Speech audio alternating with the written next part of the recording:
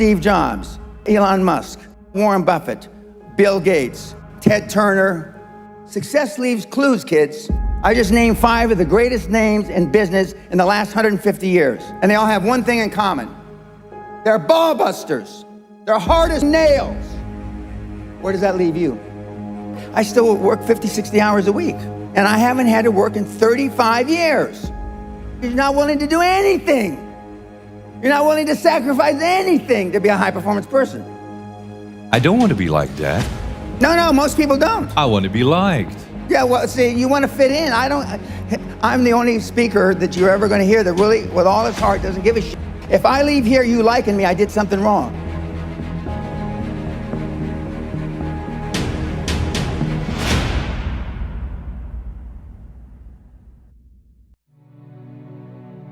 If we would like to improve the quality of our lives, personally and professionally, what would be your advice? What can we do? What is most important? Well, the most important thing is self-esteem. The people that we read about, the people that we admire, the Elon Musks, the Steve Jobs, the Warren Buffetts, etc., all have one thing in common. They have extremely high self-esteem. Of course, you've heard me say this before, self-esteem is built the first 7 or 8 years of life. And unfortunately, we're with our parents the first 7 or 8 years of life. Ergo, we don't have too much high self-esteem. But to build high self-esteem, and the way you build high self-esteem, if you're 25, 35, or 45, is to be around, surround yourself with other people that have high self-esteem. Show me your friends and I'll show you your future. And so you can reverse your childhood by who you associate with. How do you do that? Well, you find people that are where you want to be, but they're already there. You're 22 years old, you're 32, you're 41 years old, and there's a guy or a gal who's 45 years old who is where you want to be. They've accomplished a lot of things. If you're into, they're saving the world, they're using their money for good causes, go associate with those people, be around those people. And they're easy to find, but they're not going to knock on your door. They're not going to come to your apartment or your flat and ask you, oh, can I help you? And the best tool I've ever seen, it's like it was designed for this, is LinkedIn. It's the best social media tool for what we're discussing. And you can find these people. Now just remember, everybody that's on LinkedIn, all the, 20 million or whatever people that are on LinkedIn are all there for one reason. They're there because they want to do business, they want to meet people. Unlike some of the other social medias like Facebook or Twitter. But I mean, LinkedIn, they're there for a common purpose. They have a common bond. They have a common goal. They want to expand their horizons, and it's a great tool. I had self-esteem. I didn't know till I got grown up and was an adult that everybody didn't have self-esteem. I didn't understand that. I didn't realize that everybody didn't have self-confidence. I didn't realize that everybody didn't have self-worth. Gallup did a poll in 2016, worldwide, 87.6% of all the people on the planet. We'll just round it off. 87% of everybody that walks the face of the earth, 7.65 billion people, are unhappy. The high-performance people, the one thing that they all have in common is they're hungry. Hungry for a better life. Hungry for change. Hungry for the tough love their parents didn't give them. So is that what it needs? You have to be hungry, you need to feel the pain? Growth only comes through pain. No pain, no gain. It's the same in life. If love got the job done, you wouldn't need podcasts, you wouldn't need seminars. It doesn't. Tough love gets the job done. But being liked doesn't get you a raise when you're working for wherever you're working for. Efficiency, accountability. Most people that come to seminars are there because they weren't held accountable when they were growing up. What is your definition of a high-performance person? Being all that you can be every day.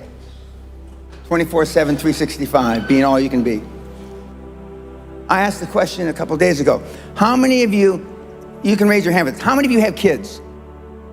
Don't raise your hand now. How many of you would like to have your kids grow up just like your parents? You know the answer, don't you? Close to zero. Because they were shitty role models. Now, I'm not going to ask the second question. How many of you would like your kids to grow up and be like you? But being a high-performance person is a full-time job. I'm like this when I wake up in the morning to brush my teeth. I'm like this when I brush my teeth before I go to sleep. I'm like this 24/7, 365, and I've been like this for the better part of 50 years. I'm always like this. I'm always pushing the edge of the envelope. But the sun is going to gobble up the earth in about between 7 and 11 billion years. Although I'm planning on living a long time, I'm not going to live quite that long. But I just work hard. I don't know any other thing than hard work. And hard work is out of favor now. It just is. But I'm a dying breed. I'm a Neanderthal. I understand that.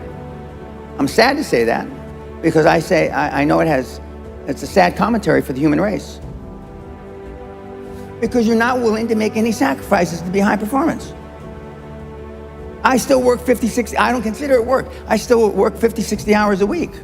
And I haven't had to work in 35 years. So the bottom line, you're not willing to do anything. You're not willing to sacrifice anything to be a high performance person. It sounds strange in hindsight. I found making $450 million easy. Easy. And I wanted to do something more with my life. And so when I got into the financial coaching, I wanted to change the fabric of financial coaching, which I have. And I wanted to be known as and now that's what they call me, the greatest of all time. But this was just me flapping my mouth 25 years ago. Now I am the greatest of all time, vis-a-vis creating wealth through people like yourselves. And I wanted to leave that legacy. And I wanted people, like I'm from the barrio, I'm a real rough background, been in jail 5 times, did a lot of ugly things. But I'm glad it happened to me because I know what the other side, like some of you have never been kicked in the teeth. I know what it is to be kicked in the teeth and my teeth be on the pavement. I know what that feels like. I know the humiliation. Forget the pain, you get over the pain. I wanted the poor kids to understand that they had a methodology, there was a methodology used by one of them that was once poor and got in a lot of trouble. You can do it if you want to do it bad enough. The operative part of that little description is if you want it bad enough. Muhammad Ali, arguably one of the greatest fighters ever, he was talking shit since he's 14, 15 years old, I'm the greatest. Before he ever had a professional fight. My father said, if you've got something in your mind, it should come out of your lips. The squeaky wheel gets the grease. And you've been taught all your life not to ask. You've been trained, keep your head down, don't embarrass yourself, don't embarrass the family, don't say things that may not happen. And I do just the opposite. I tell you to set goals beyond your lifetime. I tell you to set goals as soon as humanly possible. When kids come to me, they want to make 1 million, 10 million, and then when they've made 100 million, they say, Mr. Pena, we would have never, ever dreamt that we could create 100 million until we met you. You will never exceed your highest expectation. You will never exceed your highest, craziest thought. Never. That's a guarantee. But kids, you can have whatever you want.